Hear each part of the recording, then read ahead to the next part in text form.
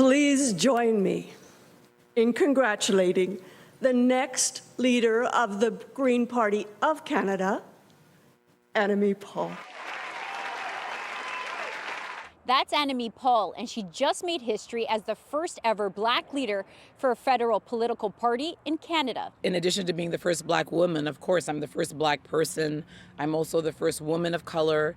I'm only one of 2 women in the last 20 years to lead a federal political party. I'm the first Jewish woman as well. It is really too bad that in 2020 that I can represent so many firsts. I think that that is just ridiculous, especially for a society that values multiculturalism and diversity so much. When George Floyd happened and when the movements went into the streets, I wanted to educate people because I know that there is really a disconnect between the reality and the perception for many people in Canada. So the fact of the matter is, we're in Toronto, I'm from Toronto, that Black people are much more likely to be killed by police. Black people are much more likely to be incarcerated. Black people are much more likely to be stopped. And that includes Indigenous peoples as well.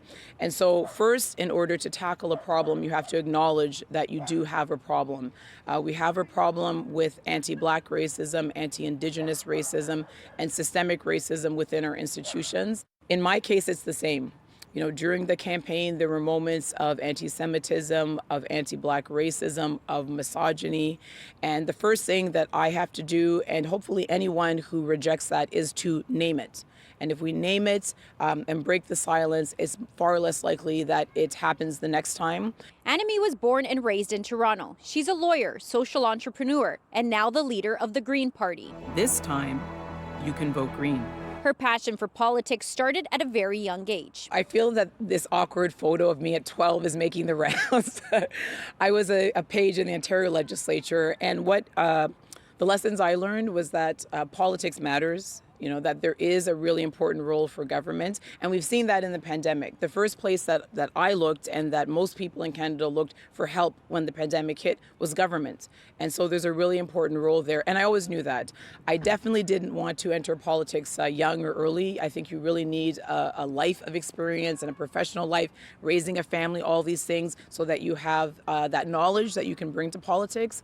But when I did decide I wanted to, it was just clear it was going to be the Green Party. She says if she was the Prime Minister today, there is plenty she would change. If I were the Prime Minister today, first we have to tackle the urgent needs. We're in the middle of a pandemic.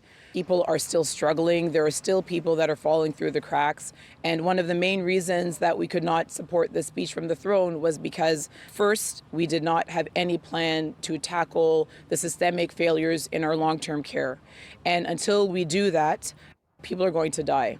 Secondly, because people will continue to fall through the cracks in this patchwork system of social programs we need a guaranteed livable income. We have a responsibility to the future to make sure that we are being strong international partners in fighting the climate emergency. The next task on her agenda is the Toronto City by-election, which she's hoping will be postponed because of COVID-19. Right now, it's scheduled for October the 26th. For City News, I'm Stella Acquisto.